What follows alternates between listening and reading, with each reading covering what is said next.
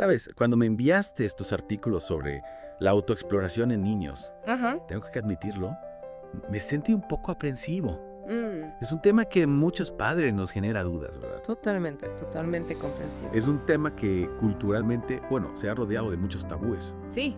Pero al sumergirme en la investigación, Ajá. con nuestro experto de hoy, he aprendido muchísimo. Me alegra. Y creo que tú también lo harás. Me alegra escuchar eso. Sí, es fundamental hablar de estos temas con naturalidad Exacto. y basándonos en información científica, ¿no? Y para esta inmersión profunda nos acompaña el Dr. Franklin Fernández Torres, Qué bien. reconocido pediatra y especialista en medicina familiar. Sí. De hecho, él nos comparte un caso que le llegó a consulta. Ajá. Una familia preocupada porque su hija de 2 años y medio, digamos que estaba explorando su cuerpo de una manera Ajá. que los tenía bastante angustiados. Claro, suena familiar. Es muy común que los padres lleguen a la consulta con este tipo de inquietudes. ¿Ya? Y es ahí donde nuestro rol como profesionales de la salud se vuelve crucial. Brindarles información clara, precisa, ¿Sí? que les permita entender que la autoestimulación en niños pequeños es, en la mayoría de los casos, un comportamiento completamente normal. Espera, incluso niños tan pequeños, Sí, de 2 años y medio. sí, incluso en bebés, ¿En serio? e incluso se ha observado en fetos. Wow. Lo que nos dice el doctor Fernández es que la autoestimulación forma parte del desarrollo psicosexual de los niños. Desarrollo psicosexual. Suena complejo. Sí, ¿Podrías explicarlo de una manera más sencilla para quienes no estamos familiarizados con el término? Claro, piénsalo de esta manera. Ajá. Así como los bebés aprenden a alimentarse solos o a calmarse para dormir, también están descubriendo sus cuerpos y qué les hace sentir bien. Ajá. La autoestimulación es simplemente una parte de ese proceso de aprendizaje. Wow. Nunca lo había visto desde esa perspectiva. Ok. Entonces no es algo para alarmarse. Para nada, para nada. Bien. Es una etapa natural de descubrimiento del propio cuerpo. Ajá. Especialmente entre los 6 meses y los 5 años de edad, los niños, a través del tacto, exploran, experimentan Ya. y descubren sensaciones que les resultan placenteras. Es decir, que no deberíamos verlo como algo malo o Ajá. vergonzoso. Exactamente. Ok. Es importante que como padres comprendamos Claro. que la autoexploración es una conducta inofensiva Ajá. y que forma parte del desarrollo normal de los niños. Y por lo tanto no debe ser reprimida con violencia, regaños o castigos. De acuerdo, pero ¿cómo saber si la autoestimulación de mi hijo es normal o si hay algo de qué preocuparme? Bueno, Pregunta. Sí. el doctor Fernández describe detalladamente cómo se manifiesta esta autoestimulación. Ajá. Posturas, sonidos, reacciones físicas, incluso puede haber sudoración o enrojecimiento. Entonces, si veo a mi hijo haciendo alguna de esas cosas, no necesariamente significa que hay un problema. Exacto, pero hay un detalle crucial Ok. que nos permite diferenciar la autoestimulación de 3 condiciones neurológicas. ¿Ah? Durante esos episodios, el niño siempre está consciente. ¿Eso qué significa? Por ejemplo, en casos de epilepsia, Ajá. hay una alteración de la conciencia. Mm. Pero en la autoestimulación, el niño está presente. Ya. Simplemente está explorando su cuerpo y sus sensaciones. Entiendo. O sea que si mi hijo está consciente durante estos episodios, pues está tranquilo. En la mayoría de los casos, sí. Ok. Lo importante es entender que es un comportamiento normal y que lo que necesitan los niños en ese momento es Sí. comprensión, no reprimendas o castigos. Ya veo. De hecho, regañar o castigar al niño puede ser contraproducente. Contraproducente. ¿En qué sentido? Imagínate que un niño pequeño está tocando Sí. y de repente un adulto le grita o lo castiga. Ajá. ¿Qué crees que aprenderá ese niño? Pues a asociar la autoexploración con algo negativo. Exacto. Con miedo o vergüenza. Exactamente. Y eso es lo que queremos evitar. Claro. Lo ideal es distraer al niño con otra actividad, sin darle demasiada importancia al asunto. Entonces, en lugar de reprenderlo, mejor lo distraigo Exacto. con un juguete o un juego. Perfecto. Recordemos que para ellos es simplemente una forma de explorar su cuerpo y sus sensaciones. Ajá. Y hablando de exploración, el Dr. Fernández también menciona que no solo es normal que los niños se toquen sus genitales, sino que también sientan curiosidad por los genitales de otros niños, ¿En serio? o incluso por ver a otros desnudos. Es que a veces uno no sabe qué es normal y qué no a estas edades. Claro, todo forma parte de esa necesidad de descubrir, de explorar y de entender el mundo que les rodea, incluyendo el cuerpo humano. Pero obviamente hay límites. Claro. Cuando deberíamos preocuparnos por este tipo de comportamiento. El doctor Fernández nos dice que hay señales de alerta a las que debemos prestar atención. Y eso es algo que exploraremos en la siguiente parte de nuestro Deep Dive. Perfecto. Retomando nuestra conversación justo antes de la pausa, te preguntabas, ¿cuándo deberíamos preocuparnos por este tipo de comportamiento en los niños? Sí, exactamente. ¿Cuáles son esas señales de alerta que mencionaba el doctor Fernández? Bueno, una de las principales es si este comportamiento se da en niños mayores de 6 años. A esa edad ya están más socializados y deberían entender ciertas normas de comportamiento en público. Tiene sentido. ¿Y qué otras señales deberíamos tener en cuenta? Otra señal de alerta es si la conducta es obsesiva o excesiva. Si el niño se pasa gran parte del día autoestimulándose. Y esto interfiere con sus actividades diarias como jugar, comer o dormir. Entonces sí sería motivo de preocupación. Claro, si ya no quiere hacer nada más, ahí sí habría que prestar atención. Exacto, y por supuesto si el niño se lastima a sí mismo durante la autoestimulación.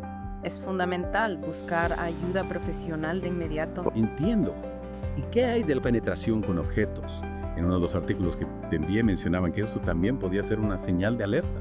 Sí, tienes razón. Si un niño pequeño intenta introducir objetos en su vagina o ano, eso puede ser un signo de que algo no anda bien. Y es necesario consultar con un especialista. O sea que la clave está en observar. Sí. Entender que la autoexploración es normal en la mayoría de los casos. Pero también estar atentos a cualquier señal. Exacto. Que nos puede indicar que algo no va bien. Precisamente la información y la comunicación abierta son fundamentales para acompañar a los niños en su desarrollo de una manera sana y respetuosa. Y hablando de información, el doctor Fernández nos deja unas conclusiones muy importantes sobre la autoestimulación. En niños, por ejemplo, menciona que es muy difícil establecer un límite preciso entre lo que se considera normal y lo que no. Exacto, cada niño es un mundo. Claro.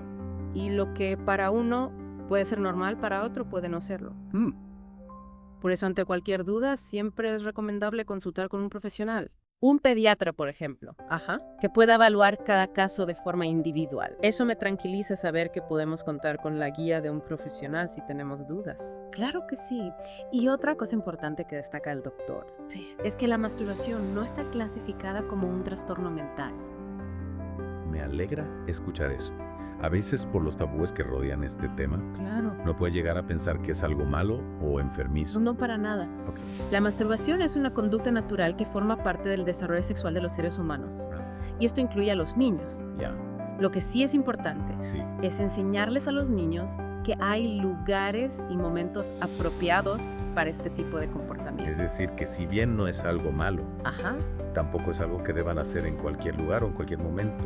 Correcto, hay que enseñarles, por ejemplo, que la intimidad es algo personal y que hay momentos en los que es mejor estar solo. Ya veo. Y aquí es donde el rol del pediatra se vuelve fundamental, no solo para diagnosticar y orientar a los padres, sino también para educarlos. ¿Y educarlos en qué sentido? En ayudarlos a comprender que la autoestimulación es una conducta inofensiva, que forma parte del desarrollo normal de los niños y que por lo tanto no debe ser reprimida con violencia, regaños y castigos. Algo que lamentablemente todavía ocurre en muchos hogares. Por eso es tan importante hablar de estos temas abiertamente y sin miedo. Totalmente de acuerdo. Y otra cosa que me parece importante destacar es que estos episodios de autoestimulación suelen ser breves. El doctor Fernández menciona que duran en promedio entre 2 y 3 minutos. ¿En serio? No me lo imaginaba tan corto. Sí, y durante esos minutos pueden manifestarse diversas reacciones físicas, movimientos, posturas, algunos sonidos, respiración agitada, sudoración y enrojecimiento facial, pero sin pérdida de la conciencia. Un punto clave para diferenciar la autoestimulación de otras condiciones, como bien dijimos antes. Exactamente. Y con esto en mente te invito a reflexionar. ¿Qué has aprendido hasta ahora sobre la autoexploración en niños? ¿Qué te ha sorprendido? Pues muchas cosas. La verdad, para empezar, me ha sorprendido saber que la autoexploración empieza tan temprano. Sí. Incluso en el vientre materno. Qué asombroso. También me ha llamado la atención la importancia de no reprimir este comportamiento en los niños. Claro. Sino de acompañarlos con comprensión y respeto. Y sobre todo me quedo con la idea de que la masturbación no es un trastorno mental, Exacto. sino una conducta natural que forma parte del desarrollo sexual. Excelentes reflexiones. Y para complementar lo que hemos aprendido, te propongo que en la última parte de nuestro Deep Dive repasemos algunos consejos prácticos que nos da el Dr. Fernández para abordar este tema con nuestros hijos. Retomando lo que mencionabas al final de la segunda parte, ¿qué consejos nos da el Dr. Fernández para abordar este tema con nuestros hijos? El doctor nos recomienda, en primer lugar, mantener la calma. Si vemos a nuestro hijo autoestimulándose, no hay que reaccionar de forma exagerada, ni hacer un drama del asunto. Claro, recordemos que lo más importante es que el niño no asocie la autoexploración con algo negativo o vergonzoso. Exacto, lo ideal es distraerlo con naturalidad sin hacer comentarios ni juicios de valor. Y si el niño nos pregunta directamente qué está haciendo o por qué se siente bien, ¿cómo debemos responderle? El doctor recomienda hablar con ellos con sinceridad, pero adaptando el lenguaje a su edad y nivel de comprensión.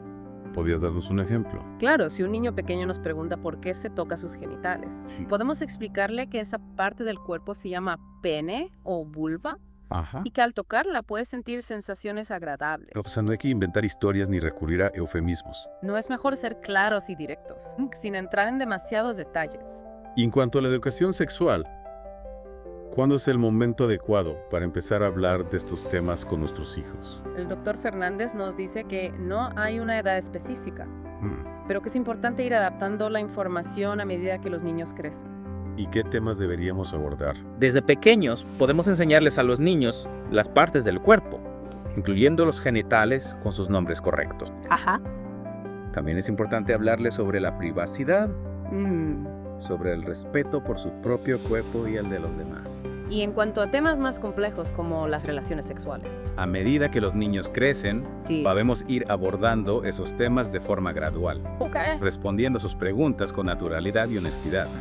Es importante que los niños se sientan cómodos hablando de sexualidad con sus padres. Y si no sabemos cómo responder alguna pregunta. No pasa nada, podemos decirles que no sabemos la respuesta en ese momento, pero que vamos a buscar información para poder hablar con ellos más adelante.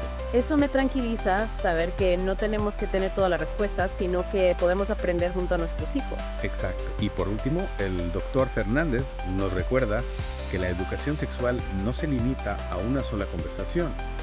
Es un proceso continuo que debe estar presente a lo largo de la vida de nuestros hijos. Es decir, que no se trata de darles una charla y ya, sino de ir acompañándolos en su desarrollo sexual a medida que van creciendo. Precisamente, y en este proceso la comunicación abierta y el respeto son fundamentales. Me parece un excelente consejo para cerrar este deep dive. Y ahora sí la pregunta final para nuestros oyentes.